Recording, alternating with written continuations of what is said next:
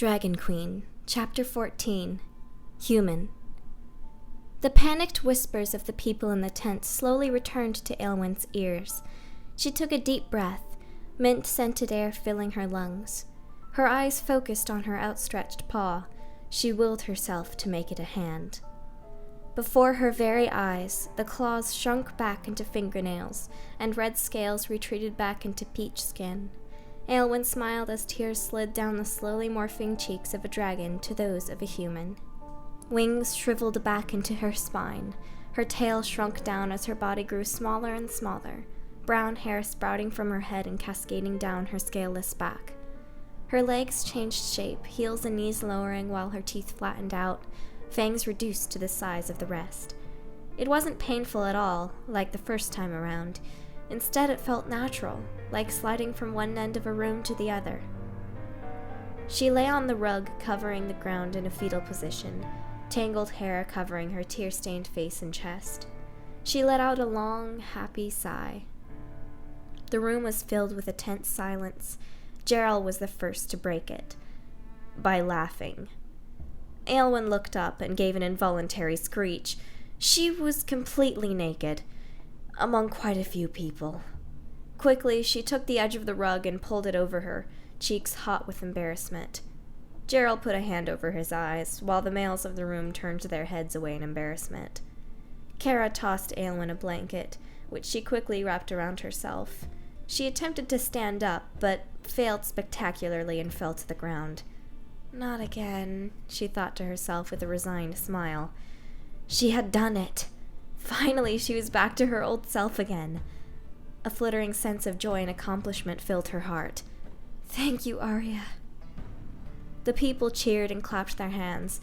Cotillia's mother got up from her sitting position and walked over to Aelwyn, bending down and whispering that she'd fetch her some clothes. Aelwyn nodded and blushed, subconsciously tucking her hair behind her ear. It was nice to have hair again. It needs a good brush, though, that's for sure. A few children ran up to her, asking her an assortment of questions. Did you see Arya? What's she like? Was she a deer-y or a lady-y? Are you glad you're a human again? Aelwyn laughed nervously. Well, Let us give the girl her peace. She's extremely overwhelmed at the moment, Cotillia's father ordered. Kara swiftly shooed the little ones away, causing them to run out of the tent in fits of giggles. The bulk of the crowd followed them, looking at Aelwyn in amazement as they passed. The daughter of Lariel is among us now, and a follower of Arya, no less, one woman whispered. I can hardly believe it. This could lead to many great things for us, said another. She can lead shifters around the world to understanding their true nature. Cotillia's mother returned with clothes folded in her hands. She crouched before Aelwyn, handing them to her. Thank you, Aelwyn said gratefully. She brushed her hands over the cloth, lifting up the clothes to see their form more clearly. It was a dress in the style of her kingdom, a sweeping mid-length gown intended for those of the middle class, but pretty and colorful nonetheless. The red sleeves were decorated with light blue frills on their mid-length edges, while a white skirt striped with the same blue flowed gracefully from the bottom, a layer of red fabric draped over it. A lace-up blue-green bodice decorated the chest. I assumed you would prefer a dress more akin to the ones you were used to, rather than one styled like ours, Cotillia's mother said. It had originally been Kara's for when she would go out to explore the kingdom in disguise, but she's outgrown it. Aelwyn giggled under her breath at the thought of Death Song wearing such an outfit. I really appreciate it, she said. Thank you so much. She ran her fingers over the soft fabric and smiled. Oh, forgive me, but may I ask your name? Baveri, Cotillia's mother said, reaching out a hand. And my husband's is Delku. Let me help you up. You must have quite a few questions for us. Aelwyn nodded. No kidding, she thought. Baveri helped Aelwyn to stand, which she did on thin, wobbling legs. She was first put into undergarments, and then the dress was slid over her head and around her arms, resting comfortably on her shoulders and hips.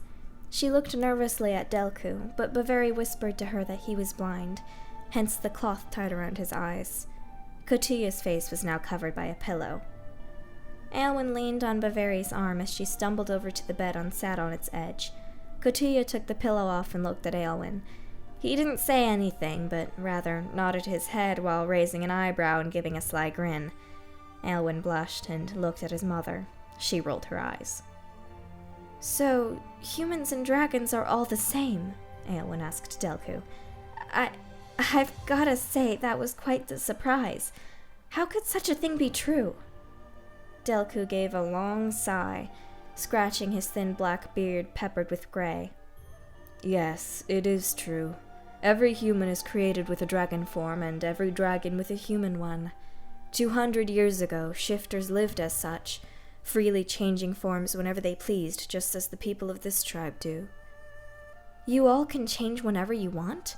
On the spot?" Aylwin inquired, her interest piqued. Delku smiled. "Indeed, and you can too now." He chuckled at Aylwin's surprised gasp. "You'll be able to see it happen after we are done talking. It is a rule not to transform in this tent."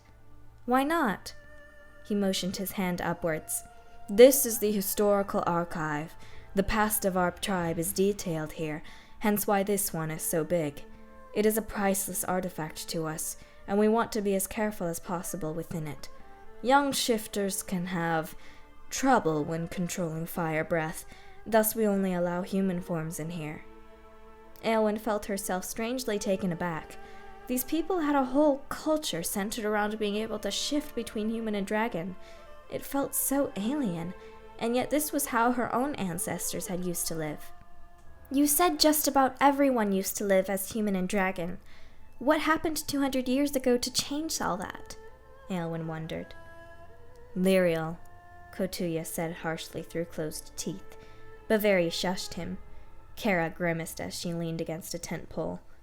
"Mother? How?" Aylwin looked from Kotuya to Delku in shock. Delku slowly got up, resting on his wooden cane.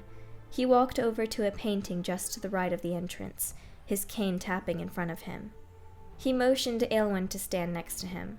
She followed with Bavari's help. He placed his hand on the painted tent canvas, feeling the textured brushstrokes. His fingers passed over a legion of shifters inhabiting a familiar city. "That's the capital!" Aylwin exclaimed. "It looks a bit different, but that's the castle I used to live in." She pointed to the huge building in the center. Delku touched the shining spires of the grand castle, then moved up to a figure standing on one of its balconies. It was a brown-haired woman dressed in turquoise with a silver tiara atop her head. Standing next to her was a man draped in maroon robes. A silver crown graced his brownish-black hair. "The king and queen of years past," Delku said. "They ruled the land well, and were loved by much of the kingdom. They were young and not experienced on the throne, but they still did their best to preserve peace in the country. The queen, named Kalain, was born to the royal family. She was a resolute and studious woman, who took her job very seriously. The king was from a farming village all the way on the other side of the land, who brought life and happiness to the kingdom, often performing for his wife and court. Arya had blessed them both, and as such looked upon the country with tidings of joy and bounty.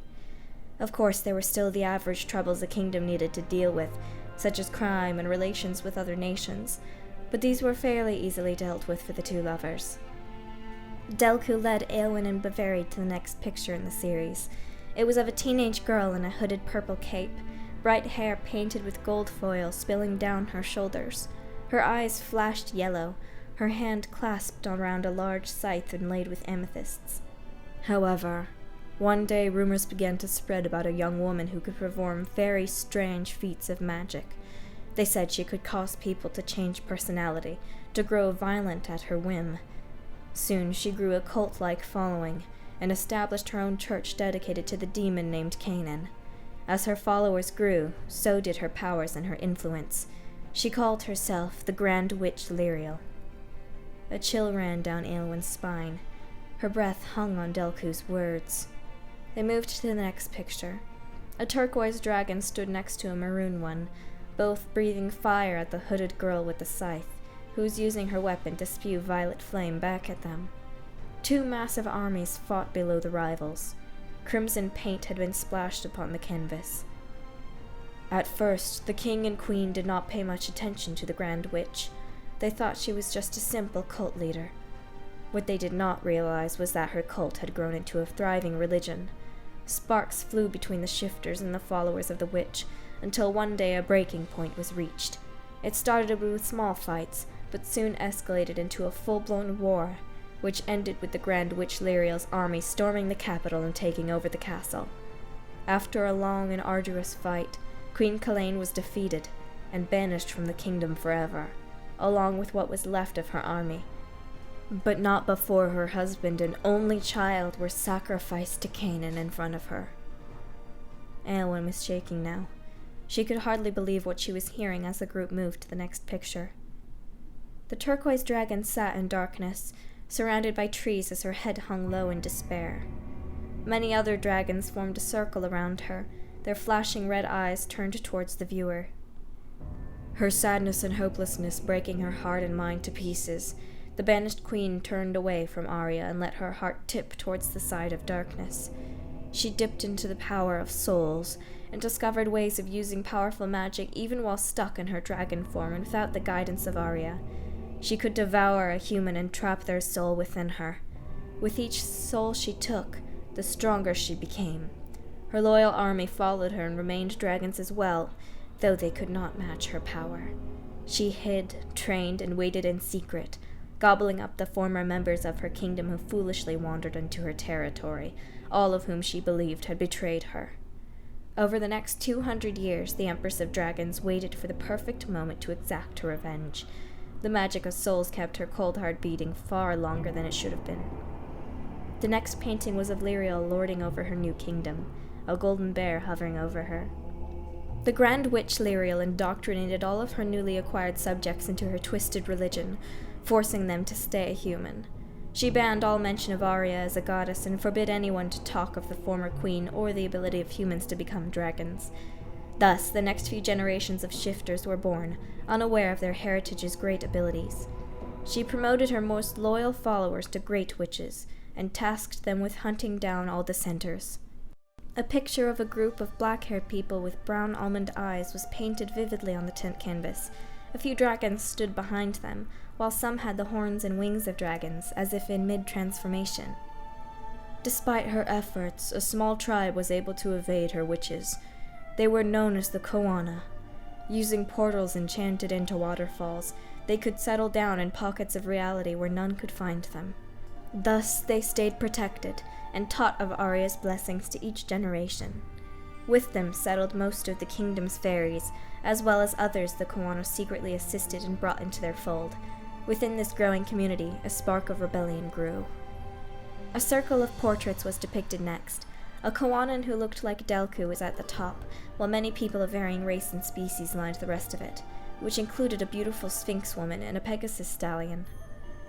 This rebellion was led by creatures of all kinds, and spearheaded by the Koana. It sought to take down Lyriel's rule and bring Arya's light back to the world. While it did make great strides in accomplishing its goals, it was brought down after being discovered by the great witch Cerubia. The members all wiped their memories of their involvement in the rebellion for fear Lyriel would search their minds for information on the Koana. She did, but because of their great sacrifice, she found nothing. They dispersed, and are currently still out there in the world with new purposes they never would have fulfilled before. Delku gave a sad sigh before moving on to the next painting, which was a portrait of a fully grown Lyriel. Beside her stood a small child with flowing brown hair and solemn blue-green eyes. After hundreds of years of being kept alive by dark magics, Lyriel took a husband, and with him had a child, whom she named Eowyn. Delku turned to the shocked Eowyn. He took off the blindfold, gray, sightless eyes covered in scars digging into hers. Little did Lyriel know, Eowyn would be the one to liberate the kingdom from her grasp. Eowyn collapsed to the ground, her breath haggard and face stained with tears. "I don't understand," she said between sobs. "I was living with a monster my whole life. How could I not see it? How could I be the daughter of such a disgusting, horrid creature? How could I be so blind to everything?" Kotuya bit his lip and turned his head away. Kara looked to the ground. Baveri crouched low and embraced the convulsing girl. The sins of your mother hold no burden over you now, Aelwyn. Baveri kissed her forehead. I am very sorry you had to hear this. I know it's hard to believe. You barely know us, and yet we are expecting you to trust us as we claim horrible things about your mother. You have my gratitude for listening to this story. Delku's eyebrows lowered in grief. I, too, am sorry. Aelwyn pursed her lips. She became listless and didn't respond when talked to. Baveri took her to a small guest tent, where she spent the night in a miserable stupor. Her dreams whisked her back to her father being torn apart by wolves as her mother watched. This time, it was Lyriel who had ordered the wolves to attack. A wide, unsettling grin was set upon her face, like that of the waning moon.